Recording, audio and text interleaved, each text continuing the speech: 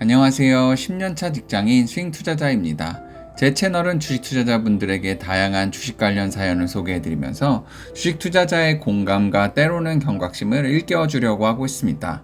오늘은 블로그 코딩 유치원을 운영하면서 직장을 다니는 일반인분의 투자에 대한 철학을 가지고 왔습니다. 내용을 정리하다 보니 저도 깨달음을 얻는 투자 철학이었습니다.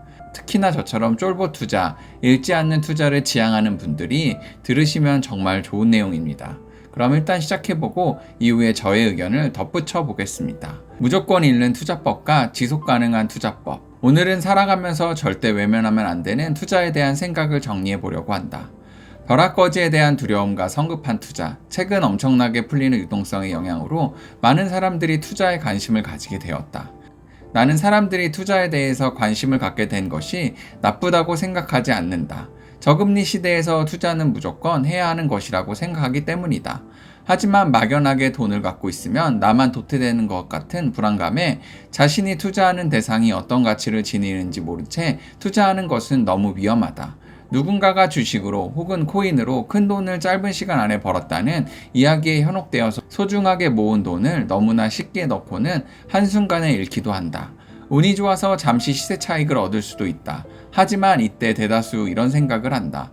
아, 그때 내가 돈을 더 넣었다면 더 벌 수 있었는데. 그렇게 돈을 더 넣게 되고 하락이 와서 본전 밑으로 손해가 발생하면 덜컥 겁이 나서 돈을 빼는 것이 일반적인 인간 심리 메커니즘이다. 그럼 투자의 정의와 두 가지 원칙에 대해 이야기해보자. 투자란 한마디로 현재 마음대로 사용할 수 있는 자본을 미래에 더 큰 이익을 위해 사용하는 것이다. 여행 가고 싶은 것, 맛있는 음식 사 먹고 싶은 것, 좋은 차 타고 싶은 것 등등 이러한 유혹들을 참아가며 미래의 이익을 위해서 현재의 만족을 지연하는 것이다. 물론 돈뿐만 아니라 시간도 적용된다. 퇴근 후에 집에 와서 쉬고 싶은 것, 아침에 늦게 일어나고 싶은 것을 이겨내고 어학 공부를 하거나 사이드 프로젝트를 실행한 일들도 투자라고 할 수 있다. 반드시 명심해야 할 사실은 투자를 하면서 잃지 않는 것이다. 투자의 거장 워렌 버핏 할아버지가 말하는 투자의 원칙은 단 두 가지뿐이다. 워렌 버핏 투자 원칙 두 가지. 제1원칙, 절대 돈을 잃지 마라. 제2원칙, 제1원칙을 절대 잊지 마라. 내가 사용한 시간도 돈도 가치 있는 것에 투입하지 않는다면 결국 잃게 된다고 생각한다. 그렇기 때문에 너무나도 소중한 돈과 시간을 신중하게 투자해야 한다. 여기서 가치 있는 것이 무엇인가 이야기하면 하염없이 글이 길어지니까 각자의 가치관에 따라서 판단하는 것으로 하자. 무조건 읽는 투자법. 내가 생각하는 무조건 읽는 투자법에 대해 이야기해봄으로써 역으로 오래오래 투자하며 살아가기 위한 방법을 도출해보고자 한다. 우선 무조건 읽는 투자법은 무엇일까? 그건 바로 욕심에 눈이 멀어 아무 근거 없이 하는 투자이다. 투자는 결국 믿음이다. 철저한 공부와 조사를 통해서 모은 근거를 기반으로 투자 대상을 고르지 않으면 오르락 내리락 하는 가격을 버티지 못하고 금방 손해보고 팔아버리는 것이다. 앞서 말했듯이 운 좋게 벌 수도 있다. 만약 운 좋게 벌고 빠졌다면 이득인데 도대체 무엇을 무조건 잃었다는 것일까?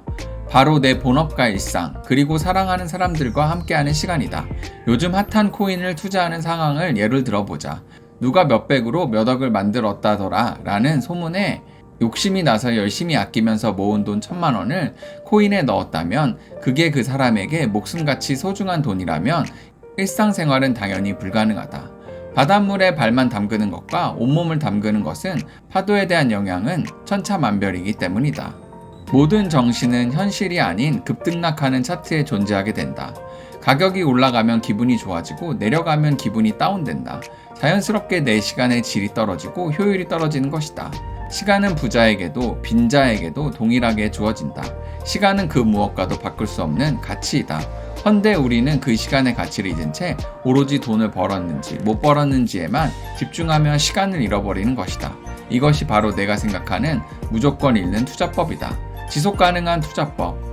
결국 오래 지속 가능한 투자법은 마음이 편한 투자이며 그 투자는 반드시 철저한 근거 수집을 통해 믿음이 동반되어야 한다. 그래야만 큰 돈을 투입하고도 내 소중한 일상을 100% 살아갈 수 있는 것이다. 지금 자신이 갖고 있는 자산이 가치가 있다고 생각되는가? 시간이 투입되고 있는 어떤 것이 진정으로 가치 있다고 믿는가?